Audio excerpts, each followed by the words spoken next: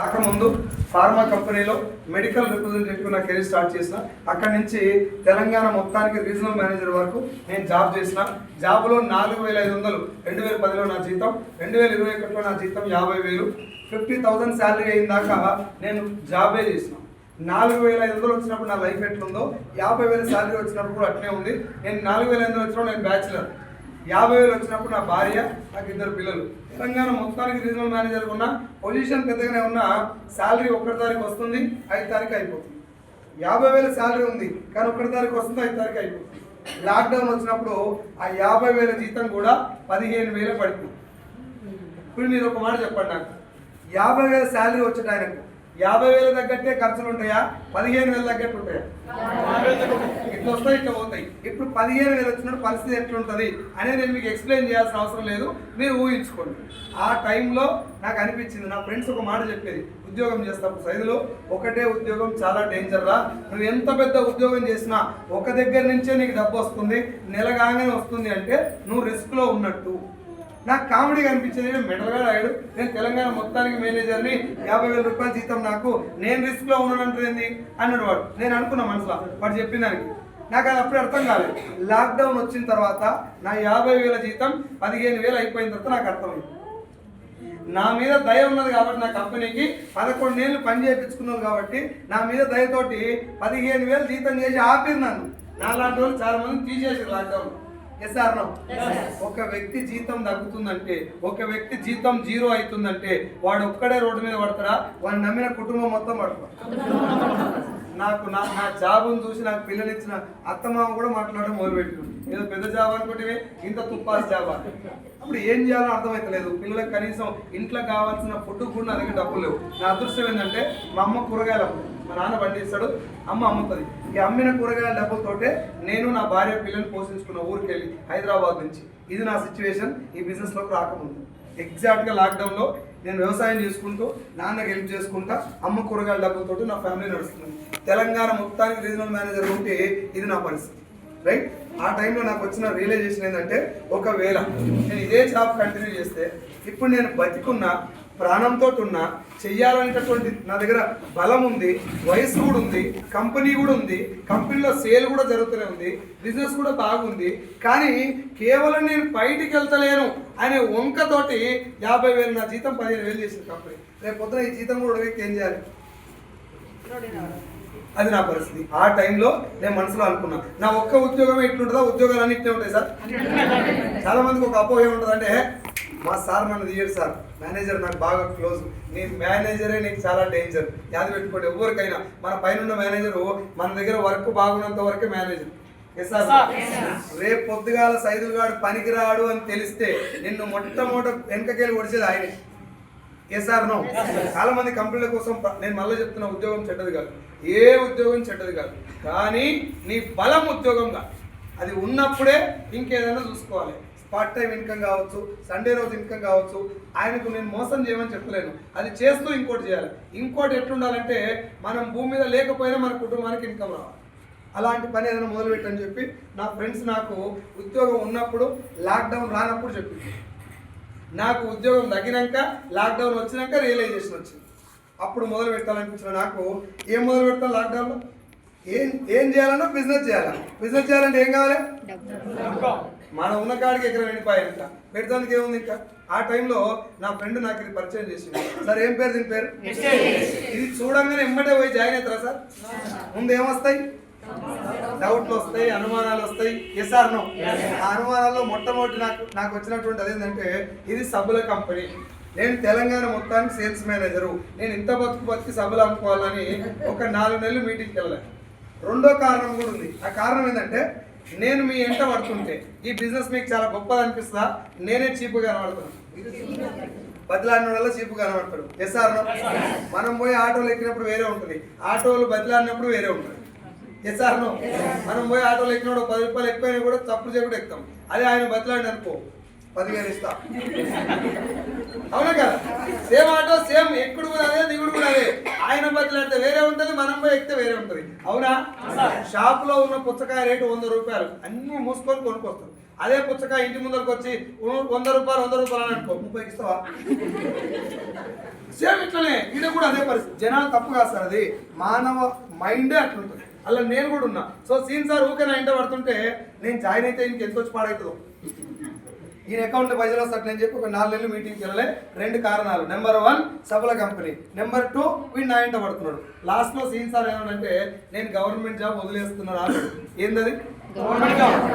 కొంచెం ఆలోచన కలుగుతా లేదు. చాలా కష్టపడితే కానీ ఈరోజు రేపు గవర్నమెంట్ జాబ్ రావట్లే.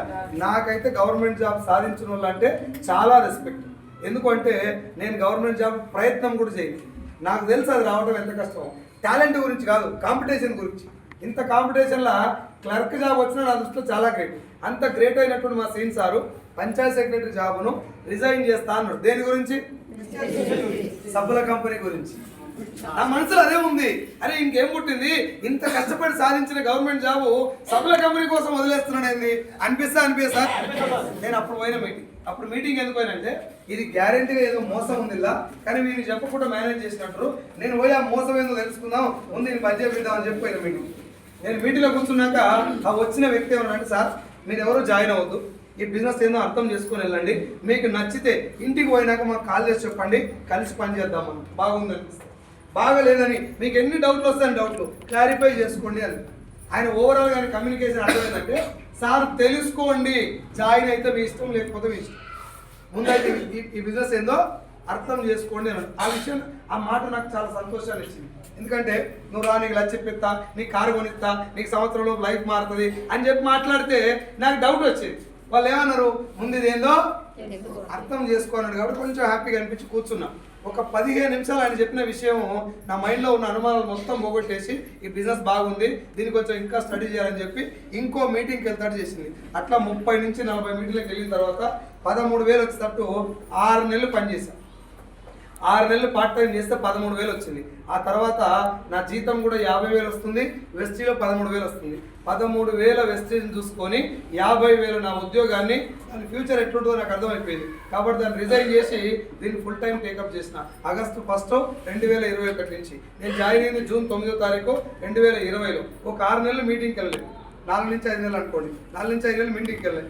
6 నెలలు పార్ట్ టైం చేసిన. మొత్తం సంవత్సరం దాకా పార్ట్ టైం మొత్తం కంప్లీట్ అయితే ఫుల్ టైం ఇప్పటిదాకా నేను చేసింది 4 సంవత్సరాలు 6 నెలలు. సో నేను జాబ్ రిజైన్ చేసిన తర్వాత ఏం జరిగింది అని చెప్పే ముందు అసలు మీటింగ్లో ఏం జరిగింది, ఉద్యోగం రిజైన్ చేయాల్సినంత ఆ బిలీఫ్ నాకు ఎట్లా వచ్చింది, ఆ నమ్మకం ఎట్లా వచ్చింది, అది మాట్లాడదాం. రెడీయా? Are you ready? బిజినెస్ పేరు ఏం పేరు? ఈ మాట గుర్తుపెట్టుకోండి. మీటింగ్ అయిపోయినాక మీ ఇష్టం, అవతల పోయినాక అది గుర్తుంటే లేకుండా మర్చిపోండి, కానీ మీటింగ్ అయినాక గుర్తుంచుకోండి. ఏం బిజినెస్ ఇది? ఆ డైరెక్ట్ సెల్లింగ్ అనే బిజినెస్ లో మనది ఒక కంపెనీ. మన కంపెనీ పేరు వెస్టీజ్, రైట్? రియల్ ఎస్టేట్ లో శ్రీరామ్ రియల్ ఎస్టేట్స్ అనేది ఒక కంపెనీ, గూగి అనేది ఒక కంపెనీ, రియల్ ఎస్టేట్ అనేది ఒక వ్యవస్థ, ఆ వ్యవస్థలో ఇది ఒక కంపెనీ. ఇక్కడ డైరెక్ట్ సెల్లింగ్ అనేది ఒక వ్యవస్థ, అందులో మనది ఒక కంపెనీ. ఇప్పుడు మనకు ముందు డైరెక్ట్ సెల్లింగ్ అంటే ఏందో తెలిస్తే మన వెస్టీజ్ అంటే ఏందో అర్థమవుతుంది. రెడీయా? మనకు రియల్ ఎస్టేట్ ఒరిజినల్ ఏందో తెలుసు కాబట్టి డూప్లికేట్ ఉన్నప్పుడు, ఫర్ ఎగ్జాంపుల్ ఈ సార్ వచ్చి, తమ్ముడు నా దగ్గర ప్లాట్ ఉంది కొంటావా అంటే నేను పోయి కొన్నా. ఆ ప్లాట్ మీద ఇంకో కాగితం ఉందనుకో, డౌట్ వస్తుందా రాదా? ఒక ప్లాట్కు ఒరిజినల్ డాక్యుమెంట్స్ ఇట్లుంటాయి, లింక్ డాక్యుమెంట్లు. ఇంకో ఆయన పేరు మీద రిజిస్ట్రేషన్ ఉందంటే ఇది తప్పు అని తెలుస్తా లేదా? అంటే ఒరిజినల్ ఇలా ఉంటుందని తెలిసిన మనకు నకిలీ చూడగానే గుర్తుపట్టొస్తుంది. ఎస్ఆర్ ఇక్కడ డైరెక్ట్ సెల్లింగ్ ఇలా ఉంటుందని తెలియదు కాబట్టి ఎవడు ఏం చెప్పినా జాయిన్ అన్న అవుతారు. ఇవన్నీ మస్తుగా చూసిన వాళ్ళనే చెప్తున్నారు. కాబట్టి మనకి ఏం తెలవాలి? ఫస్ట్ ఒరిజినల్ కాన్సెప్ట్ ఏందో అర్థం కావాలా. రెడీయా? రైట్. సో ఇది 1920లో మొదలైన కాన్సెప్ట్ 1996లో ఇండియాకి వచ్చింది. 2013లో ఇందాక మీకు గుర్తు చేసినటువంటి స్కీమ్లు ఏవైతే ఉన్నాయో, మీరు జాయిన్ అవ్వండి, 10,000 కట్టండి, ఇంకొంతమంది కట్టించండి, తొందరగా డబ్బులు వస్తాయి, కష్టపడాల్సిన అవసరం లేదు అనే స్కీమ్లు అన్నింటినీ 2013లో ఇండియన్ గవర్నమెంట్ బ్యాన్ చేయడం జరిగింది. సార్ మీరు బ్యాన్ చేసిందని చెప్తారు కదా, ఇప్పుడు లేవా అని అడుగుతారు. మీరు గుట్కా బంద్ చేసినా లేదు, ఉందా లేదా? ఇది కూడా కానీ గవర్నమెంట్ బ్యాన్ చేసింది. అందుకే స్టోర్లు, ఆఫీసులు, ఈ డిఎల్సిపిలు ఏం కనబడాయి. మీటింగ్లలో వస్తారు, డబ్బులు కట్టిస్తారు, వెళ్ళిపోతారు. రైట్? డైరెక్ట్ సెల్లింగ్కి 2013లో ఇందాక నేను చెప్పిన స్కీమ్లన్నీ బంద్ చేసిన గవర్నమెంట్ 2016 సెప్టెంబర్ 9వ తారీఖున ఒరిజినల్ డైరెక్ట్ సెల్లింగ్ కాన్సెప్ట్ కి 13 పేజీల గైడ్ లైన్స్ ఇచ్చింది ఇండియన్ గవర్నమెంట్ పార్లమెంట్ సాక్షిగా. 2021 డిసెంబర్ 28న మొదటిసారి ఇండియన్ గవర్నమెంట్ ఈ డైరెక్ట్ సెల్లింగ్ ఇండస్ట్రీకి ఒక గెజెట్ ఇచ్చింది. అది 14 పేజీలు ఉంటుంది.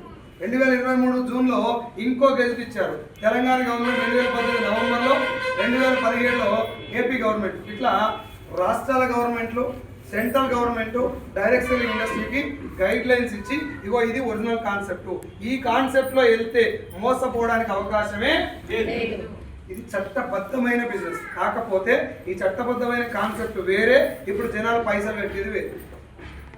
రియల్ ఎస్టేట్ ఒరిజినల్ అందులో మోసాలు ఉన్నట్టు, ఇన్సూరెన్స్ మంచిదే అందులో మోసాలు ఉన్నట్టు, పోలీస్ వ్యవస్థ మంచిదే అందులో లంచాలు తీసుకుంటూ ఉన్నట్టు, డైరెక్ట్ సెల్లింగ్ కూడా మంచిదే ఇందులో ఫేక్ కంపెనీలు ఉంటాయి. మన ఒరిజినల్ అర్థమైతే ఫేక్ గుర్తుపట్టవచ్చు. రెడీయా?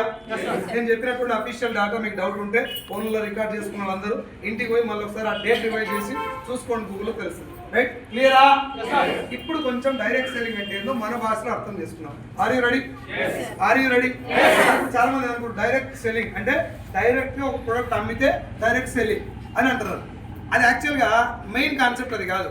అసలు కాన్సెప్ట్ ఏంటంటే మనం ఏదైనా